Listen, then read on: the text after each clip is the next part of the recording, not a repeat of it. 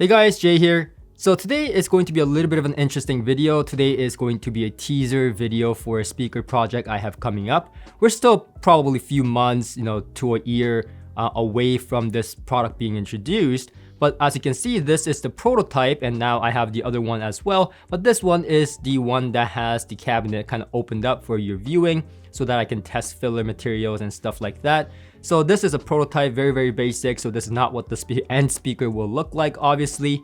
Lots of 3D printed parts so that I can test and, test and retest and stuff like that.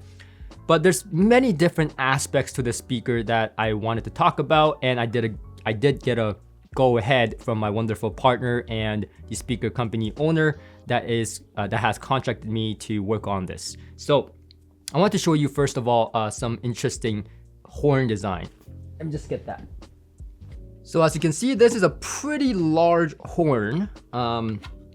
It's just sitting on the stand here. If I get the cables out, so I'll just show you like this. And this is what we call the JBL Potato Mash lens, as you can see. And yeah, there you go. Look at that. So this is a pretty elaborate lens, as you can see here, and you can actually turn it, and we'll talk about that in a minute. But what you can see, if you actually remove this lens right here, all you're left with is this horn and the compression driver that you see here. And then the lens kind of sits at the opening of the horn. And what this lens is, if you think about it like in a very layman terms, it's basically a waveguide, a directivity control for the horn itself. And this is not a new idea. This is based on the JBL Potato Mash lens that I really enjoyed. I had a few speakers with that lens, and I did some measurements and I did some testing and found that it actually did help with directivity quite a bit. And when I researched back to the sketching board, I couldn't really find much about the JBL Potato lens. There was only like 2 models that really had it before they discontinued it. So JBL, when Altec Lensing was in charge, made a lot of interesting speaker designs that I really liked. So based upon the JBL Potato Mash lens, I thought I would bring it back. The reason that they didn't have much of this going on back in the day was because these lenses were notoriously hard to manufacture. Also, the tolerance between the gaps and the holes was paramount to getting this thing working properly. But back in the day, they didn't have the tolerance control. So that's one of the reasons that they decided to discontinue this, because of the cost, the time, the labor, and also the kind of the QC factor, the quality control factor. But with today's machining, I thought, well, we've advanced so much, the tolerance shouldn't be an issue, especially if we do this in-house.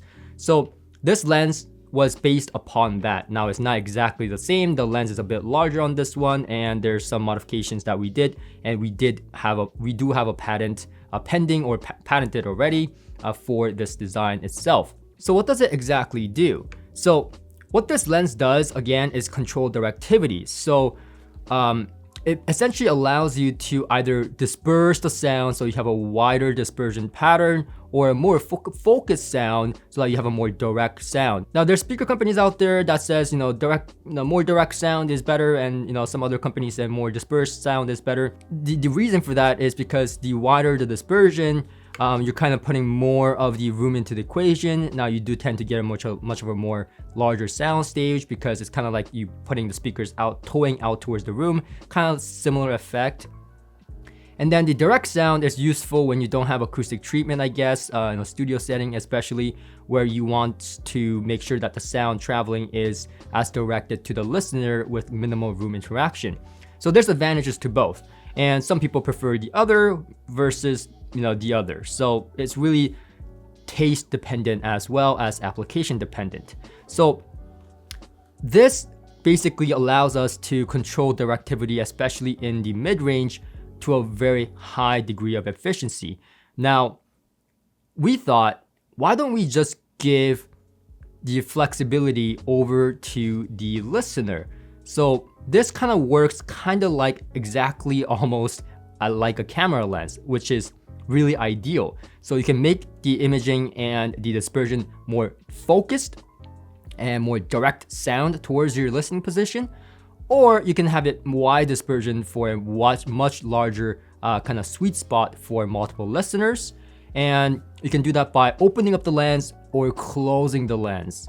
Now we're talking about making this lens kind of do a cool thing and have a remote to make it adjustable, kind of mechanically, but that's still, in the talks.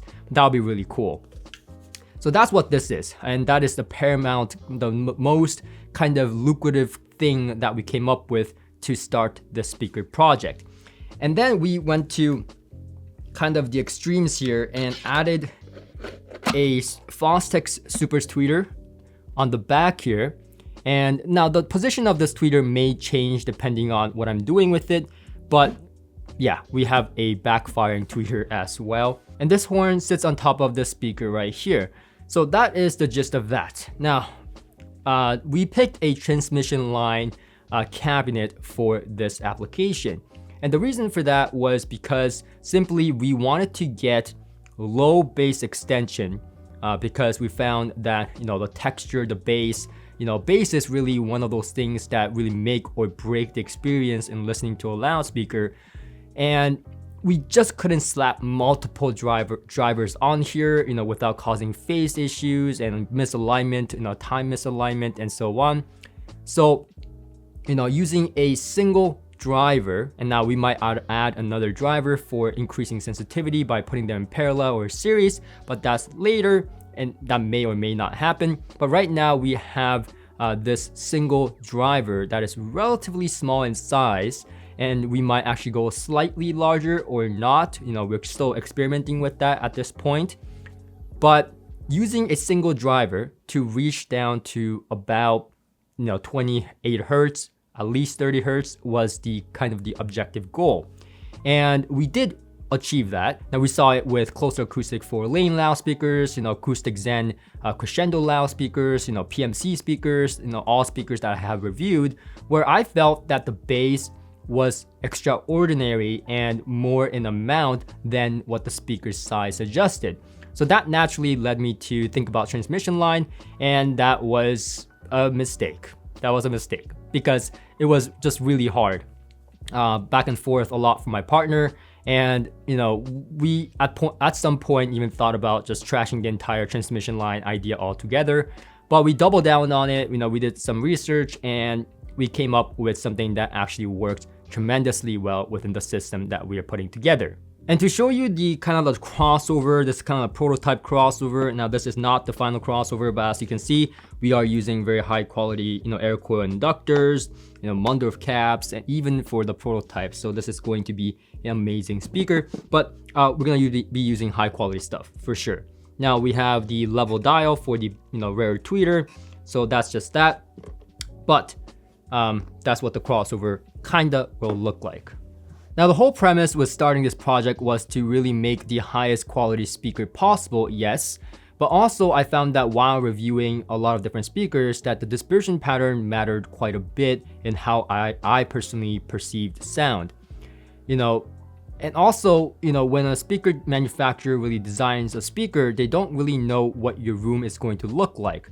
So some speaker manufacturers I found, always go for a room that is treated, assume that the consumer has the room treated, and the other half kind of assumes that they don't have much treatment, so they use bookshelves and kind of mimic a room that a normal consumer would use. I decided to, kind of come up with an idea, a design that can be, suitable for multiple different kind of room situations. You have a more of a reflective room with no furniture and acoustic treatment, just a normal living space. Then you might want to adjust the lens and close it a little bit so that you get a more direct sound to you.